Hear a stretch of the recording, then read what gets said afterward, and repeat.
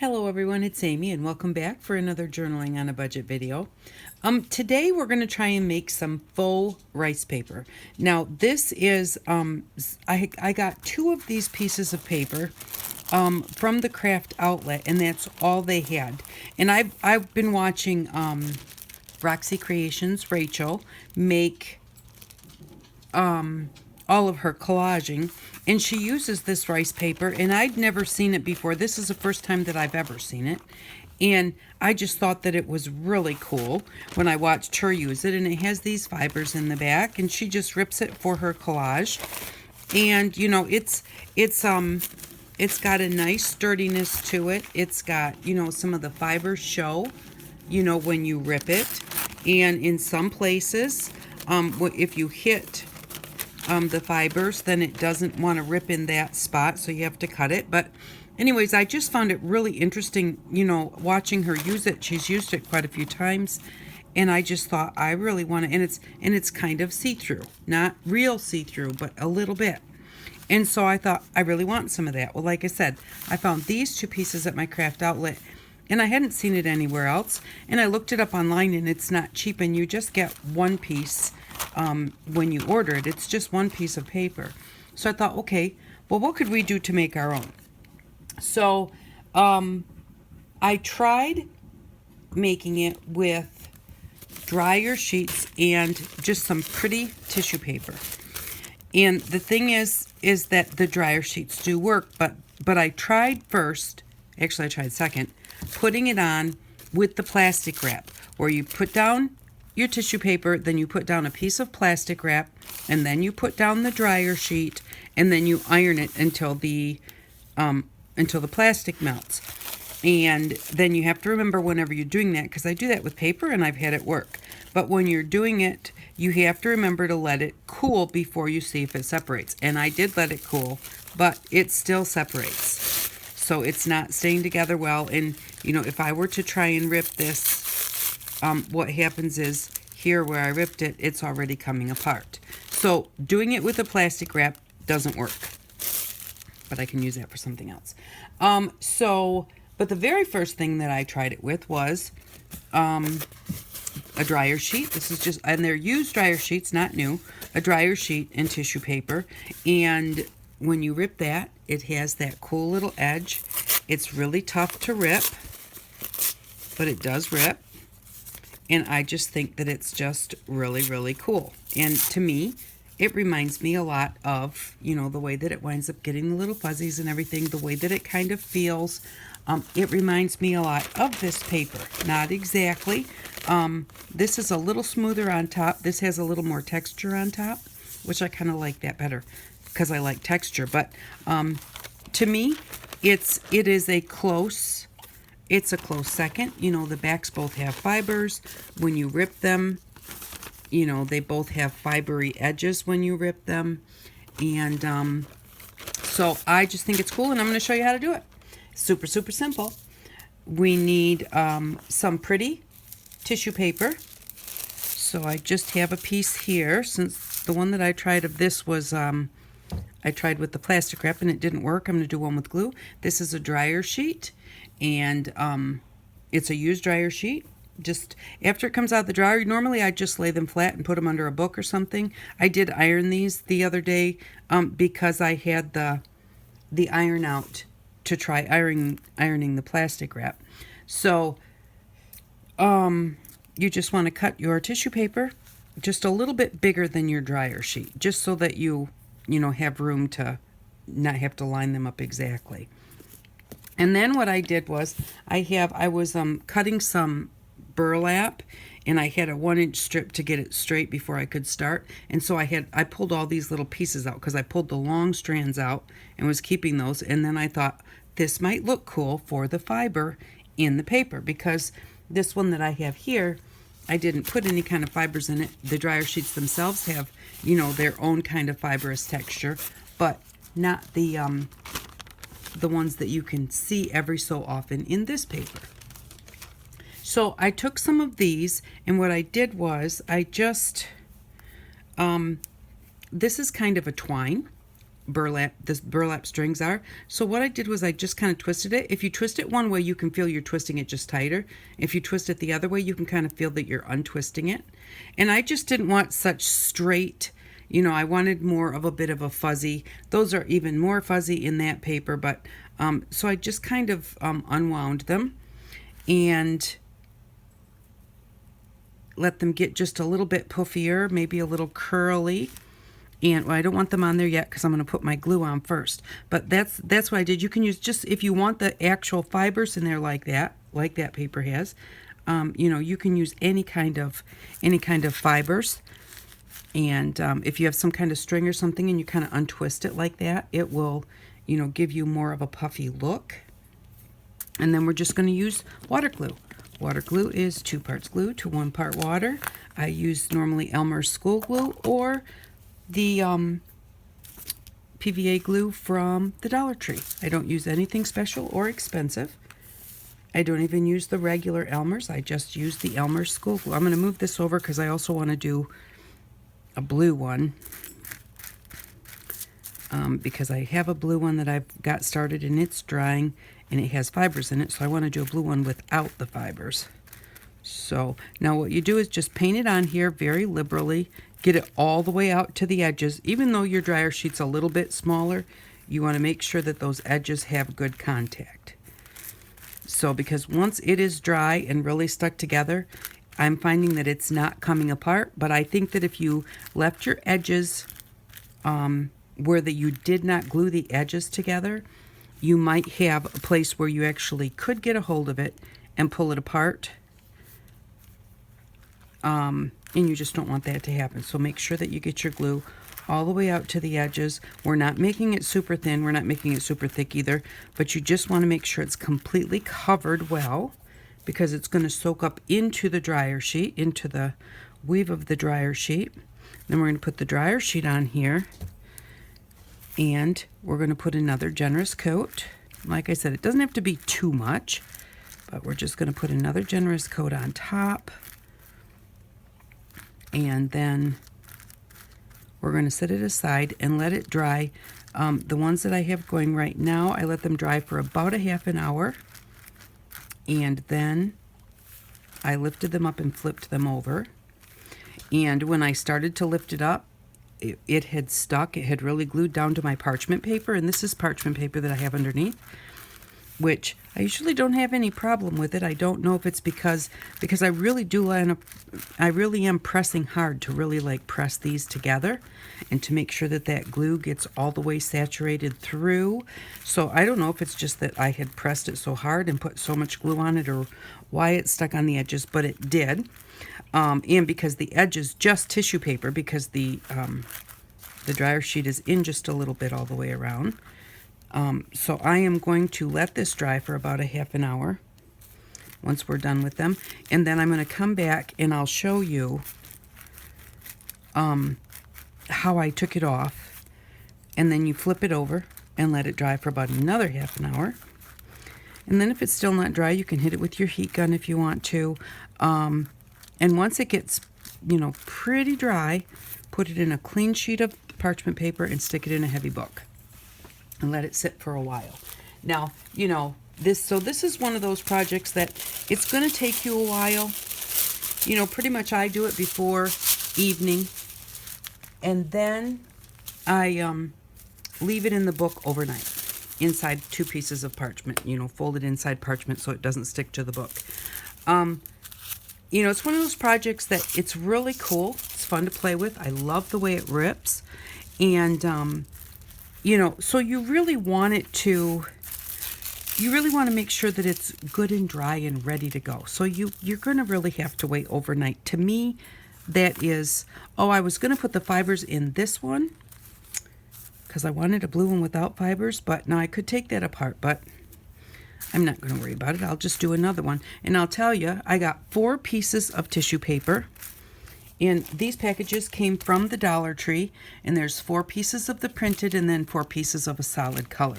Now the other thing is you can stamp on these yourself using water glue. You're not going to want to use a water-soluble ink, but you can stamp on them with your StazOn, with any kind of patterns and stuff that you want, and then do this same project. So you can use those blank papers with the colored background and do some stamping on them, and then make some of this faux rice paper with them. So, but I'm one of those people that I'm so cheap that I look at a package of tissue paper and I look and I say, well, there's only, 4 pieces of this in there, and this other one over here, it's got 20 pieces or 30 pieces in it. The thing is, you are going to get, out of one sheet of that, you're going to get 6 pieces of rice paper this size. And so, you're going to have 6 pieces this size out of one. You'll get 24 sheets of this rice paper out of that one pack. So get something that's pretty that you like. Even if you go somewhere, and I'm going to put some of these little fibers in here, like Walmart or something, and maybe buy one for $2 or $3 or $4 if you really love the tissue paper. You're going to get so much out of it. And like I said, just one piece of that other paper, I think it was like somewhere like $5 or $8. It really was not cheap. So it's cool, but not something. And I didn't pay that for it. I got it at the craft outlet. So, I got it like greatly discounted. But, still even at that, it's like for one sheet of paper, it was more than I would normally pay, except I wanted to try it and see what it was like and get the feel of it so I could try and replicate it at least a little bit. Okay, so now I put my fibers on there. Oh, the other thing is when I put fibers on, put glue on top of your fibers. That presses them down, and it also puts glue on the top of the fiber so that it glues to your dryer sheet. If they're dry on top, when you put that dryer sheet on top, there's nothing to glue it to the dryer sheet. Now the glue might go through, but you want to just make sure that it is already glued to the dryer sheet and to the tissue paper. And then you don't have to worry how much glue goes through, because I don't really know how much really goes through. So we're just gonna pat that down a little bit. Whoops. And then just glue this whole side. And like I said, make sure that you get the edges really well. And make sure that you get it nice and wet. And like not overly wet. We're not pouring it on here. But it is definitely enough that I feel like it's kind of going through the dryer sheet. It's really, I'm pressing enough that they're really making contact with each other. And then, like I said, we're going to put it in a book for some nice, heavy time to sit and rest also. Time for it to really, really bond to each other. And then, you can have something that's really, really cool. And these are bounce dryer sheets if you want to know what type they are. So they're just, plain old bounce dryer sheets. And I don't think that what type of dryer sheet it is makes any kind of a difference. Get rid of that. Not sure if I got this edge very well, so I'm going to come over here and do it because I definitely want to make sure that I've got it. Okay, so there we go. Now we have 2 pieces done. That really wasn't too long with the explaining and everything, just about 10 minutes. So we're going to let these dry for just a little bit, and I'll come back and I'll take them off and flip them over, and we'll do that together. Okay, I'm back, and it's been a half an hour. So now what I'm going to do is I'm just going to carefully try and get a hold of a corner and get this started, and then just peel it up. And if it wants to stick, just be really careful with it. And if it really wants to stick, you can just like take something like a brush.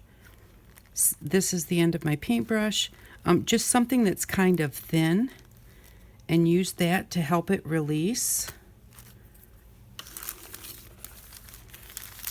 So when I get this where I can get my hand under this one, or my brush. Just kind of pulling the paper back with my brush now because it seems to be coming up pretty easy. And now that I'm here at the top, I want to be careful. And there we go. So I've got that one released. And I'm going to put it on another piece of parchment paper. And I'm going to flip it over. Just going to put it this way so now this side can dry just a little bit. And we'll get this one off of here too. And now we're going to let these dry for about a half an hour or so until they're pretty dry.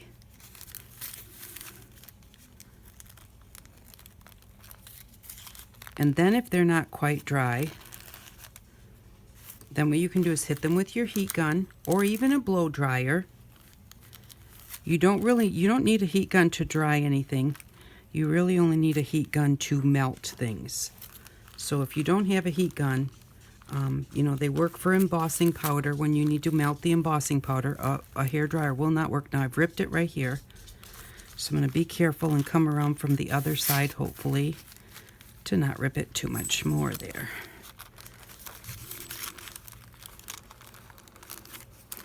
And, but yeah, then you can dry it a little bit until it's pretty dry. Get this out of my way.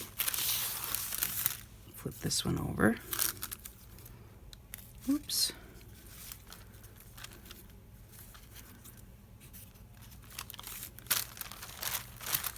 And it's still pretty wet.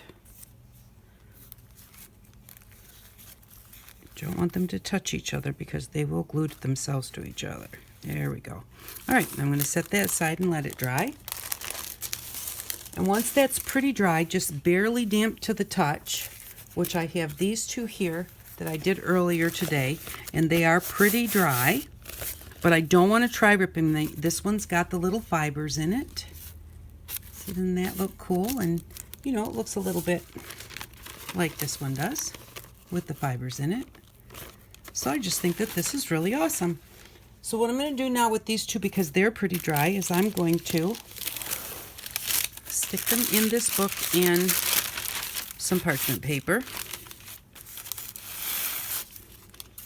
And I like them to just be a touch damp.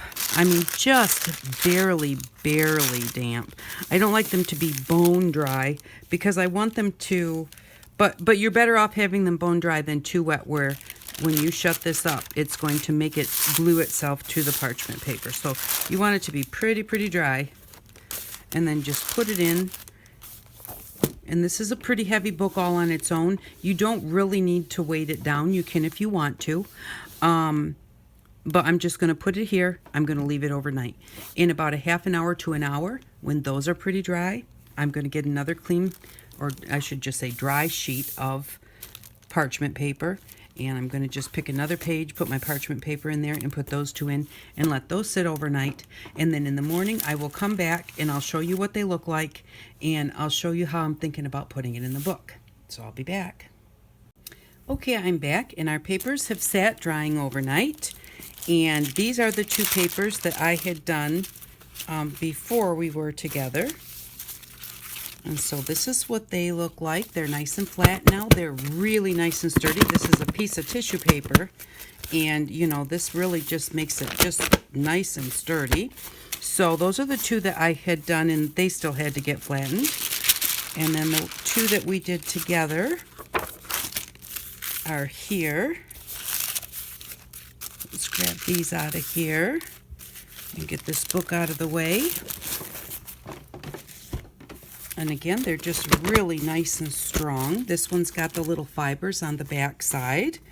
So, and then this one looks like this. And just again, and then if you do want to tear them, when you tear them, you get these really cool little fibers that stick out the edge. I don't know if I've got anything where you can see it better. Thinking if I had something dark, you might be able to see it better, but you can see those little furry hairs there, which is really cool. And I was actually just watching a craft channel on TV, a sales channel, and they were actually selling the rice paper too and showing how cool the fibers look. And I thought, hey, that's what we're doing. So that was pretty neat. So what I'm going to do is we're going to put this in our book as a page. And so I'm going to cut it down to, let's see, our book is 8.5 by 5.5. So I think that we'll cut it down to 8 by 5. First, I'm just going to get a straight edge. I think we cut through, yep, we cut through one of the fibers right there. And now that I have a straight edge, I'm going to have to go to the other end too. I need to measure. I'm going to put this on here because I don't want to cut off too much. So in length, we're going to cut it 8 inches. So, let me grab my pencil. I'm going to cut it right about there. Maybe I should do it closer to the edge. Okay, so there's my 8 inches.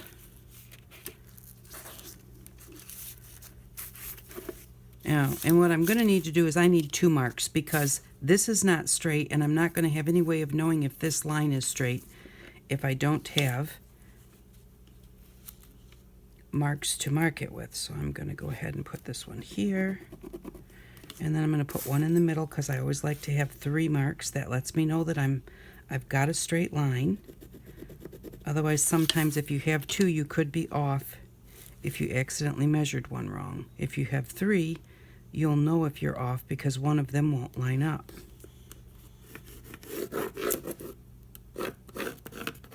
So that's where I want to cut it, right there. I can put it in my cutter and line that line up.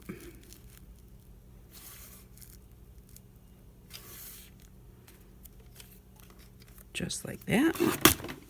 Cut that off. Okay, so now we've got, did I do 8 or 8.5? Okay, I did 8. I was going to say 8.5. I don't want it to go all the way to the bottom of the page, so. And now I'm just going to feel for I'm going to find out where my dryer sheet is. And I always cut from the tissue side first. It's more of a solid paper, so to me that would work better. So I'm going to cut that off. Make sure that I've got the dryer sheet all the way to the edge, and I do. Because the tissue paper all on its own is a little thin, and then we're going to do this 5 inches so that it will fit in our book. So now we have a little page to fit in our book. It's a nice sturdy page. You can put things on it. You can, you know, do whatever you want with it. I'm going to do it as a flip out, and I've already chosen the page to do it on. I'm going to do it here. So because when I was doing my last flip out, Susan thought I was going to cover up the dendritic, and she said, "Oh no, I thought you were going to cover up the dendritic." So I told her, which is what this paper, this is a dendritic print. And so I told her that I would do a flip on one to make sure that we kept it from getting all covered up. So I'm just going to line this up with the top of my paper, and I'm going to staple this in. Now what I want to do first is I'm going to put a score mark at a 1/2 inch down so that it folds up nicely. I'm just going to put this on here and score it a 1/2 inch, holding it on there as best as I can so that we get a nice straight line. And there we go. I'm just going to fold it back and forth both ways so that we have a nice spot there that will flip. And then what we're going to do is staple it in. And I don't have a tiny attacher because they're kind of expensive, and I'm going to guess the staplers are expensive too. Or the staples. So what I'm going to do is I am just going to, I had 2 different blue markers here. Oh, here it is. Okay. I'm going to, before I staple it, so that I don't just have plain old yucky silver staples, I'm going to take my staples out of my stapler. I don't want such a little piece. There we go. And I'm just going to color it. And I'm going to color all the way down the sides also, because that part will show up on the other side. Now we can always cover it up with washi tape or something, but just in case I like the looks of it, I'm going to color it blue so that maybe I won't cover it up. I might like it just the way it is once it staples through to the other side. We'll just have to see. So I'm just coloring. This is permanent marker. You do need to use permanent marker on this because permanent marker does work well on metal. And I'm going to come in a ways. And then I'm going to put a little turquoise on there.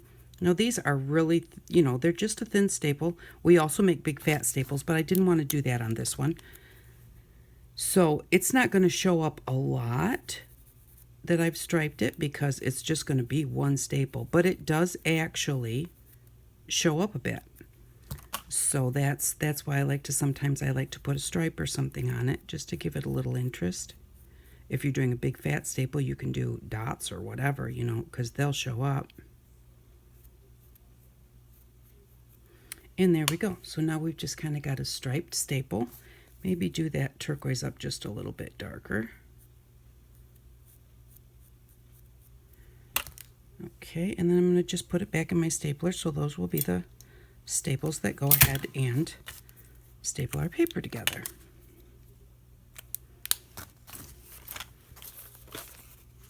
And then we're just going to put it in our book. Line it up with the top. Now if you wanted to just staple this in and then put some lace across the top or something, you can do that. Or maybe I'll put lace on the other side if I don't like the way it looks. And I'm going to staple one staple first, just to make sure that my stapler is working. And I'm going to come down about halfway on that 1/2 inch, and I'm going to come out pretty close to the edge. Just like that. Make sure it's lined up over here. I'm going to pull my paper out a little bit. Let's see what's on the other side of this one.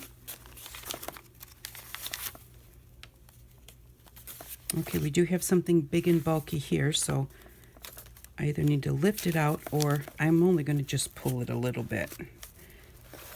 And I'll have enough room to do that. There we go. Just so that I can get my stapler in there where I want it.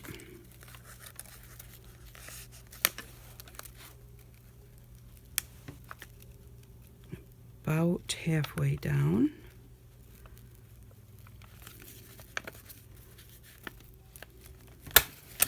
Just like that. And then one in the middle.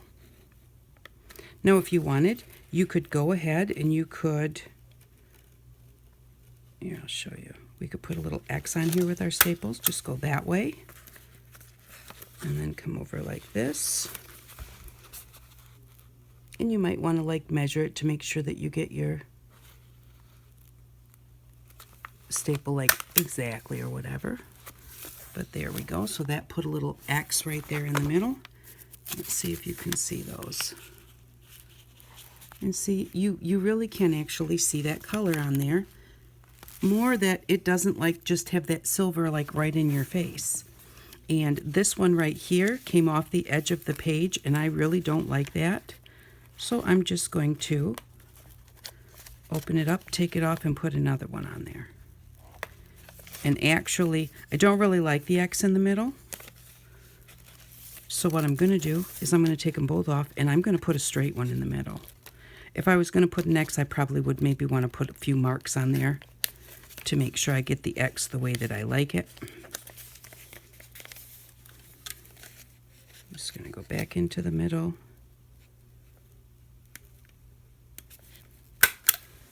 And there. So now we've got our staples in there. Now our page flips up. We can do with it whatever we want because it's a nice tough page. It just looks pretty in our book. It feels really nice.